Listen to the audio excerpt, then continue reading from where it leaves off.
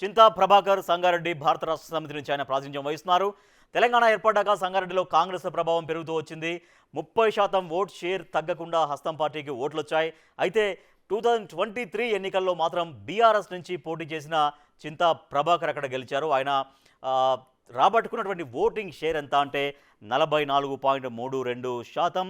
వచ్చినటువంటి మెజారిటీ ఎంత అంటే 8,213 ఓట్ల మెజారిటీతో గెలుపొందారు. ఆయన సమీప ప్రత్యర్థి ఎవరు అంటే జగ్గారెడ్డి. సో జగ్గారెడ్డి పైన ఈయన గెలిచారు 8,217 ఓట్ల మెజారిటీతో.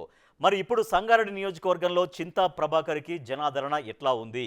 ఆయన పనితీరు పైన అక్కడి ప్రజలు సంతృప్తిగా ఉన్నారా లేదా? ఆయన గ్రాఫ్ పెరిగిందా తగ్గిందా?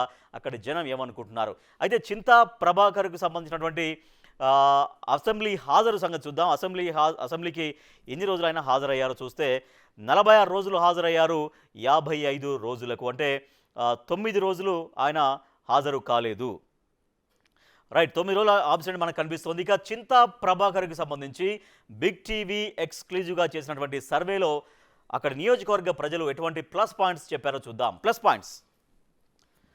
పాయింట్స్ చూసినాం. సెగ్మెంట్లో సీనియర్ లీడర్గా ఆయన గుర్తింపు సంపాదించుకున్నారు. గతంలో ఒకసారి ఎమ్మెల్యేగా చేశారు, తర్వాత జగ్గారెడ్డి చేతిలో ఓడిపోయారు. మళ్ళీ ఇప్పుడు జగ్గారెడ్డి పైన విజయం సాధించారు. ఇట్లా మొదటి నుంచి అయితే జనాల్లో ఉన్నారు, సీనియర్ లీడర్గానే గుర్తింపు సంపాదించుకున్నారు. సీఎంఆర్ఎఫ్ కళ్యాణ లక్ష్మి చెక్కుల పంపిణీ అనేది ప్రాపర్గా జరుగుతోంది. తర్వాత ప్రభుత్వ పథకాలని అందించేటువంటి ప్రయత్నం కూడా సాగుతుంది. ఈ ప్లస్ పాయింట్స్గా కనిపిస్తున్నాయి. మైనస్ పాయింట్స్ ఏంటి? మైనస్ పాయింట్స్ చింతా ప్రభాకర్ గురించి ఏం చెప్పారు? మైనస్ పాయింట్స్: తీవ్ర అనారోగ్య సమస్యలతో ఆయన బాధపడుతున్నారు. సో దాంతో జనానికి దూరం అయ్యారు. ఆయన పెరాలసిస్తో బాధపడుతున్నారు. చాలా వరకు కొంచెం హెల్త్ బాగా ఎఫెక్ట్ కావడంతో అంత యాక్టివ్గా జనాలకి వెళ్ళలేకపోతున్నారు అనేది ఒకటైతే, సంగారెడ్డిలో ఎలాంటి అభివృద్ధి చేయకపోవడం అనేది మరొకటి కూడా ఉంది. క్షేత్రస్థాయిలో ఎమ్మెల్యే ఉనికి పెద్దగా ఏమీ కనిపించట్లేదు ఈ సమయానికి అనేది మైనస్ పాయింట్స్గా కనిపిస్తున్నాయి. నెక్స్ట్,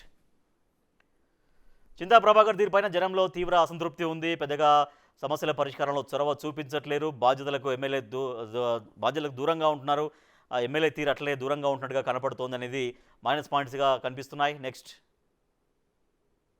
తమ పార్టీ అధికారంలో లేదు అని జవాబులు ఇస్తున్నారు. సమస్యల మీద పోతే మా పార్టీ అధికారంలో లేదు కదా అని జవాబులు ఇస్తున్నట్టుగా కొంతమంది బిగ్ టీవీతో చెప్పారు. క్యాడర్ నుంచి కొంతవరకే సపోర్ట్ ఉంది, అందరూ కూడా సపోర్ట్ చేయట్లేదు ఈ సమయానికి అనేది. చెరువు ఎఫ్టీఎల్లో అనుమతులు ఇప్పించారు కొన్ని విషయాల్లో కొంతమందికి అనేది కూడా చాలా నెగిటివ్ ఉంది. అది మైనస్ పాయింట్స్గా కనిపిస్తున్నాయి. నెక్స్ట్, సదాశివపేటలో ఇంటిగ్రేటెడ్ మార్కెట్ యార్డు కావాలనుకుంటున్నారు. అది ఎక్కడ అని జనం అడుగుతున్నారు. సదాశివపేటలో చిల్డ్రన్ పార్క్ కూడా ఉండాల్సినటువంటి అవసరం ఉంటుంది. సో అక్కడ చిల్డ్రన్ పార్క్ లేకపోవడం కూడా ఇబ్బందిగా ఉందనేది అంత మైనస్ పాయింట్గా మనకు కనిపిస్తుంది. సో మరి ప్లస్ పాయింట్స్ ఏంటో చూసాం, మైనస్ పాయింట్స్ ఏంటో చూసాం. జనం ఏం కోరుకుంటున్నారు? సంగారెడ్డి నియోజకవర్గ ప్రజలు ఎస్ బిగ్ టీవీతో ఏం చెప్పారు వాళ్ళు? మంజీరా నీటిని గ్రామాలకు సప్లై చేయాలి. మంజీరా నుంచి మంచినీళ్ళ సప్లై చేసే ఆస్కారం ఉంటుంది, అది గ్రామాలకు సప్లై చేయాలి. సదాశివపేటలో రోడ్లు బాగు చేయాలి. సదాశివపేట కూడా మంచిగా బాగా డెవలప్ అవుతున్నటువంటి ఏరియా అది, అక్కడ రోడ్లు బాగు చేయాల్సిన అవసరం ఉంటుంది. కౌన్సిలర్లు ఉండే చోట రోడ్లు డ్రైనేజీలు ఉండాల్సినటువంటి అవసరం ఉంటుంది. ఎక్కడైతే కౌన్సిలర్ అక్కడ రోడ్లు తర్వాత డ్రైనేజీ వ్యవస్థ కూడా బాగా ఉండాలని కోరుకుంటున్నారు. నెక్స్ట్, ఇతర ప్రాంతాల్లో నిర్లక్ష్యం వద్దు. తర్వాత సదాశివపేట కొండాపూర్ రింగ్ రోడ్డు పరిహారం ఇప్పించాలి. ఇప్పుడు రింగ్ రోడ్ ఏదైతే ఉందో రీజనల్ రింగ్ రోడ్డు, దాంతో కొన్ని ఏరియాలు ఎఫెక్ట్ అవుతున్నాయి. అక్కడ ఆ ఏరియాలో సదాశివపేట కావచ్చు, కొండాపూర్ కావచ్చు, అక్కడ చాలామంది బాధితులు ఉన్నారు. వాళ్ళకి పరిహారం ఇప్పించాల్సినటువంటి అవసరం ఉంటుంది. చాలా వరకు రోడ్లు కూడా రిపేర్లు చేయించాలి అర్జెంటుగా అని జనం కోరుకుంటున్నారు. నెక్స్ట్, పరిశ్రమల్లో స్థానికులకు ఉపాధి కల్పించాలి. సెగ్మెంట్లో నిరుద్యోగ సమస్య తీర్చాలి. స్కూళ్లలో టీచర్ల కొరత చాలా చోట్ల ఎదుర్కొంటున్నారు. ఆ కొరత కూడా లేకుండా చేయాలి. తద్వారా స్థానికులకు ఉపాధి అవకాశాలు కల్పించాలి. పరిశ్రమలని మరింతగా అక్కడ వాటిని స్ట్రెంథన్ చేయాల్సినటువంటి అవసరం ఉంటుందనేది జనం కోరుకుంటున్నారు. నెక్స్ట్, సింగూరు డ్యామ్ రోడ్డు బాగు చేయాలి. సంగమేశ్వర లిఫ్ట్ పనులు ప్రారంభించాలి. సంగమేశ్వర లిఫ్ట్ అనేది చాలా ముఖ్యమైనటువంటి ఎత్తిపోతల పథకం. దాని ద్వారా దాదాపు ఒక 3 నియోజకవర్గాలు చుట్టూ జహీరాబాద్ కావచ్చు, ఆందోళన కావచ్చు, తర్వాత సంగారెడ్డి అన్నీ కూడా ఆ నియోజకవర్గాలకి ఎక్కువగా నీళ్ళు అందించేటువంటి అవకాశం ఉంటుంది. ఈఎస్ఐ హాస్పిటల్ ఏర్పాటు చేయాలని కూడా జనం కోరుకుంటున్నారు. నెక్స్ట్, సదాశివపేటలో ఇంటిగ్రేటెడ్ మార్కెట్ పనులు పూర్తి చేయాలి. ప్రభుత్వ స్థలంలో పోస్ట్ ఆఫీస్ ఒకటి నిర్మించాలనేది కూడా జనం కోరుకుంటున్నారు. ఎస్గా సంగారెడ్డి ఎమ్మెల్యే చింతా ప్రభాకర్ గురించి ప్లస్ పాయింట్స్ ఏంటో చూసాం, మైనస్ పాయింట్స్ ఏంటో చూసాం, జనం ఏం కోరుకుంటున్నారో చూసాం. మరి బిగ్ టీవీ ఎక్స్క్లూజివ్గా చేసినటువంటి సర్వేలో సంగారెడ్డి ఎమ్మెల్యే చింతా ప్రభాకర్ యొక్క రిజల్ట్ ఏంటో చూద్దాం. రిజల్ట్ చూస్తున్నాం. స్కోరు అనుకూలం 21% వ్యతిరేకం 42%, డబుల్గా కనిపిస్తుంది. 21 డబుల్ 42. సో తటస్థం 37, అనుకూలం కంటే వ్యతిరేకము రెట్టింపుగా మనకు కనిపిస్తోంది. అంటే చాలా ప్రమాదకరమైనటువంటి రిజల్ట్గా మనకు కనబడుతోంది. తటస్థం అయితే 37, అనుకూలం మనం ప్రయారిటీగా తీసుకుంటాం, అనుకూలాన్నే ప్రామాణికంగా తీసుకుంటాం కాబట్టి 21%. సో చాలా వరకు వ్యతిరేకత పెరిగింది, వ్యతిరేకత తగ్గించుకోవాల్సినటువంటి అవసరం ఉంటుంది.